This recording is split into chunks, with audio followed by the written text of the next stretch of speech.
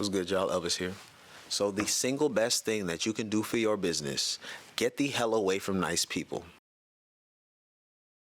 Being nice is not that much of a problem, but being nice is not something that you want in the people that are involved in your life or your business, because when somebody's being nice, they're prioritizing comfort.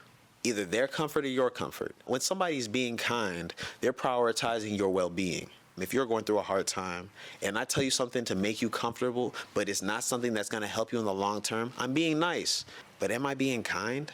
We throw the word friend around a lot, and I think that's something that we need to update over time. Every few months, I always do an audit of all my relationships. At a certain point, I used to consider my friends as people that I had the same problems with, people that I had the same proximity to, people I was in college or in high school with, people that I saw on a regular basis. We're both broke, we're both aspiring for X, Y, and Z, blah, blah, blah, blah. But over time, I've realized that just because we're at the same leg of the journey or we do the same thing doesn't mean we do shit the same. In similar circumstances is a weak reason to be somebody's friend. Now my standard for friendship has nothing to do with how much I like you. It's really, I only consider somebody my friend if I trust them to give my children counsel.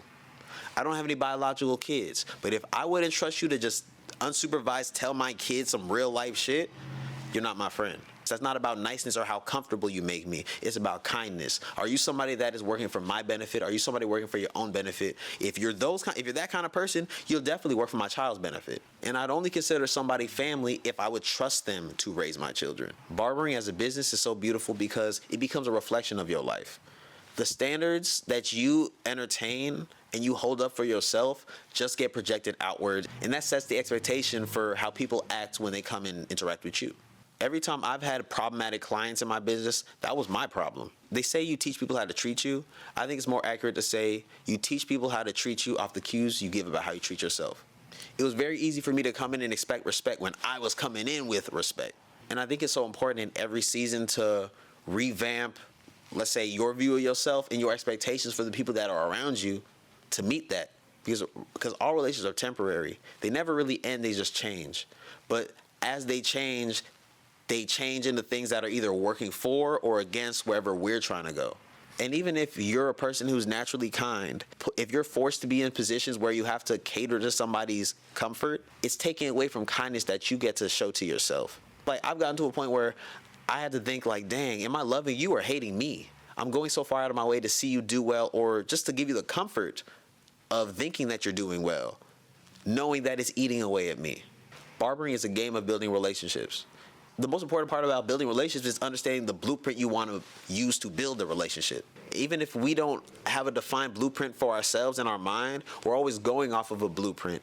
It's usually based off of how we interacted with people in the past, usually in childhood. And the more that I interact with people when it comes to, let's say, within a business, like just human management, HR stuff, the higher you go in management and leadership, the more it's really just parenting. And not necessarily parenting other people. Sometimes it's that because the average person is kind of immature. But it's reparenting yourself. Even if we came into the world with a well-equipped mother and a well-equipped father, that's not enough for a child. It literally takes a village. Even if everybody in America had a strong nuclear family unit, that doesn't meet all of the emotional and spiritual needs that we have. We're supposed to meet that in a village in connection to each other. My business did the least growth when I was trying to be nice to people. When I was being kind to myself as well as kind to other people, it took off. And people will always respect you more for being kind than being nice, because being kind is the harder thing to do. When it comes to leveling up your clientele or just the general relationships that you entertain, romantically, platonically, professionally, whatever, a lot of people think that to raise the quality of people you interact with, you kind of have to just reach for higher quality people in a sense. Let's say if I want to have clients that pay me more, I need to cut lawyers, doctors, celebrities, people with money and blah, blah, blah, blah, or people with a certain level of prestige. That's not a good way to go about it. I consider reaching for higher quality clients as kind of trying to raise the ceiling when the goal should be to raise the floor. Because a rising tide raises all ships. Let's say, hypothetically, a barber's base price is $40, and he has a few clients in his clientele who would pay him $60. The higher end of his clientele respect his time, pay him more than he charges. The lower end, they pull it 15 minutes late, they try to get deals. They don't respect your time and energy at the level that you do. It's a lot easier to just raise the bare minimum standard and cut out the clientele that is the most problematic for you, and that frees up time and energy to spend with people that value it higher. It's a lot easier to do that than to reach out and grab a bunch of higher quality clientele just to make up the difference of the people that are weighing down, let's say, the average. But that's the hard part, because then you have to be kind and not nice. Me and my clients be so cool. We be in here just chopping it up, catching up on each other's lives. Most of the time, I don't have to check if they paid me. Most of the time, I forget to, because it's just, that's the standard of my clientele. Every now and then, somebody might forget to pay me, and I'm be like, hey, can you check that payment for me? And they just send it. Sometimes they might send a tip for the inconvenience, even though it didn't really matter to me. Like, I wasn't even pressed about it. I don't cut people who I don't respect and like enough to cut their hair for free. And all these people pay me. But also, they understand that my standard is I'm going to try to be as useful and as valuable in any interaction I have with somebody, always. But and the people that are my clientele are people that are like me, that even if they're sometimes in a position where they're like, oh dang, I don't have it right now, can I pay you later? I know for a fact they're going through something, because we are the type to rather die than to ask for a favor that we know we can't reciprocate right now. But because we're the same kind of people, we trust each other. Understand, you will get paid a lot more off of a relationship than you will off of transactions. If I looked at my Cash App right now, some of my clients I've been cutting for the longest, like if I look at all the transactions we've had between us, they've paid multiple months of my rent. But then also, these are people that bring value in other ways, where they send me clients. They put me on opportunities that grow me business-wise and then spiritually in my real life. We're people that actually show kindness to each other outside of this transaction. We barely care about the haircut. It's just, this is just an avenue for us to show kindness to each other. People that are nice will try to prioritize comfort, but they won't go out their way much for comfort. Being kind allows you to be a lot more comfortable. If I ever have an issue with a client, I've had clients that came in maybe 20 minutes late, didn't say nothing. I'm like, hey bro, like I need some level of communication and this and that. But I come in with a kindness, because I'm like, hey, this is where the standard of my boundary is. But then, okay, we passed that, cool, all right. Now we're really just hanging out.